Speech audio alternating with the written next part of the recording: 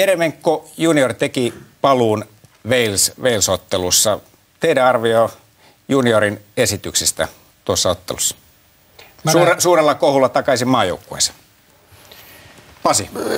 Edelleen toisen ja sitten se vaihdettiin siitä lopusta veke. Siis mun täytyy sanoa, että mä tykkään molemmista Jeremenkon veljeksistä futaajina sen takia, että koska ne on mulle futaajia. Mulle futaaja on se, että siinä on joku järki ja tarkoitus. Että se ei ole sellaista saatanan koheltamista ja touhuumista niin kuin mä aina sanoin, että pelaajia on paljon, mutta futaajia on vähän. Ja mä kuitenkin pidän näitä molempia veljeksiä niin sillä tavalla futaajina, että ne pyrkii pelaamaan jalkapalloa. Okei, välillä niilläkin sit futaajilla, toinen on vielä aika nuori mies ja toinen on tollainen lähestyy keski-ikään jalkapalloilijana, niin totta kai niilläkin välillä sit tapahtuu jopa ihan älyttömiä syöttöfipauksia tai sitten ihan että lyödään älyttömiä palloja väärissä paikoissa, mutta se perusjuttu on mulla kuitenkin se, että mä näen niin näissä molemmissa veljeksissä sen, että ne pyrkii pelaamaan jalkapalloa. Ne yrittää syötellä, ne yrittää liikuttaa palloa, ne yrittää itse liikkua, olla